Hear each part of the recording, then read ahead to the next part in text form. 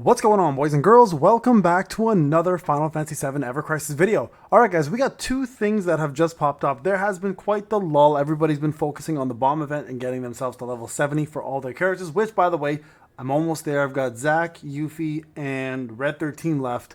And then I'm done, and then the Misfits challenge will begin hopefully soon, and what a good time. So let's talk about what's happening very, very soon. So returning Crisis Dungeons on now. You guys can see this is now officially going on, where they have returned with the very hard difficulty that were held in the past, but challenging these Crisis Dungeons with even more difficulty than the Criterion Dungeons. You can earn yourself blue crystals. So this is great for people who have missed this.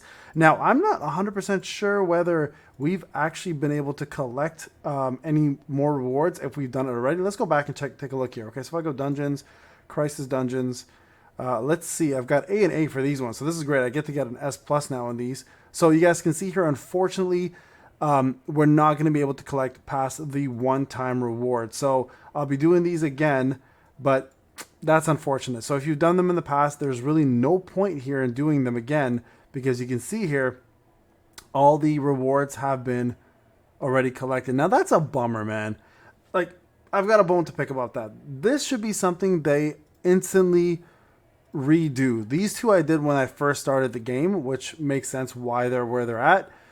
So I can go back and at least collect some diamonds there or some gems there. But I think that AppPLI should reset these, especially if they're gonna run brand new ones, right? Like these I've done already all S pluses. You can see this is like when the game first started off, and this was my free to play account, and I didn't have the Mursame garb or anything. So this brings back some bad memories for these two specifically. But obviously we'll go through this and get them done with S plus now. It'll be a joke in comparison to what it was before. But again, why would you not reset the rewards, especially if you're going to reintroduce them like this? So I really hope, like, you guys can see the time frame though is 13 days, so they are going to end at the same time as these. But it would have been nice as a fan service to all of us, or a community service to all of us, to have been able to at least come back here and get some of these again, rather than OG players kind of have to not even touch these. Now, this is meant for Steam players, of course, right? Steam players are the ones that are going to be benefiting from this, and not anybody else, because they're trying to play catch up and allow these players to do that, which is great. Honestly, Steam players deserve the opportunity to come in and do something like this. But I think at the very least, though, what they could have done is reset the gems and maybe the mithril ore for us, and let OG players at least have a reason to do these again. So again, a little bit of a bummer. Let me know what you guys think about that. I'm pretty sure you guys are all going to be in the same boat as me on this. Now, the other thing they've done is a start of the year step up banner here, so you can actually start pulling some of Yuffie's items as well as Glenn's Ultimatic, and then it looks like in here as well you have Red 13's brand new weapon, and Lucia's Thunder weapon as well too. So start of the year banner. Now I'm going to be real with you guys. The beauty here is we're going to get ourselves a free summon no matter what, which is fantastic, obviously, for anybody who's free to play or anybody in general. It's just nice to have a free summon. So we're going to go ahead and do that. The other loops here, I'm going to be honest with you guys. If you're a spender, is actually a good price. You know, I don't really promote spending on games unless you can. Spending wisely, obviously, is very important in this. For me personally, for the community as well. Oh, there we go. That's a bonus. Great way to start, to be quite honest. This is actually nice.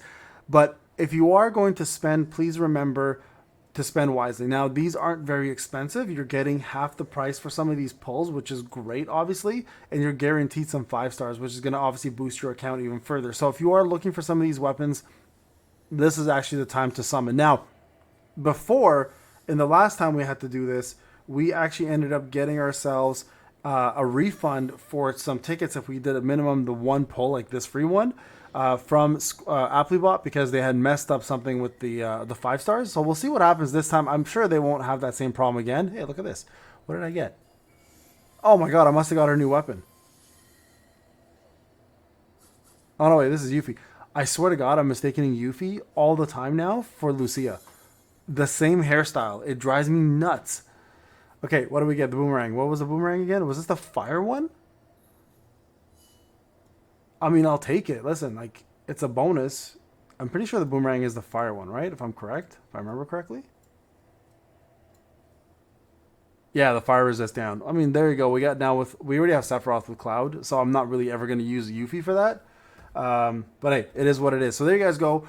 So again, it's not bad. So 1,000 draws, 2,000. So you get 2 multis guaranteeing a 4-star, and then here you're guaranteeing a 5-star, minimum 1 5-star or more with these two. So that's guaranteeing you at least a chance to get a couple 5-stars here. This is guaranteeing you a 5-star, and then you get a free 10 times draw here, and then another 3,000 in mithril ore. So this is actually a really, really good price for spenders.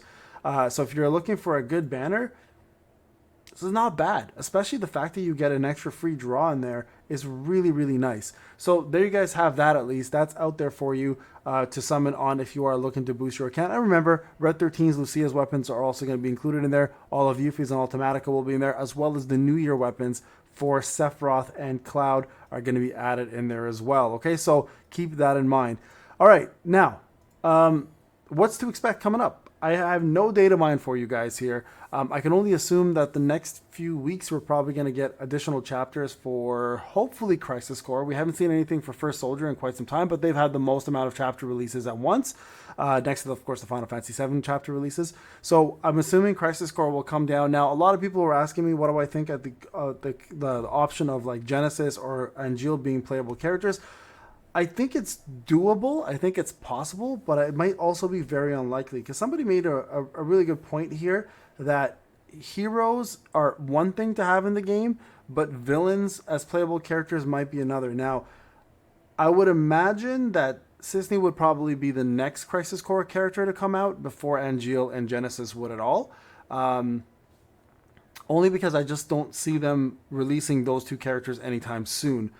And at the same time, that's a very good point about villains. Like, young Sephiroth is not a villain right now. He's technically a hero, so he fits well with the story as it is right now. So adult Sephiroth is a villain eventually, but not in Crisis Core. So we may be able to get an adult Crisis Core version of Sephiroth because he's technically still a hero in that one, right?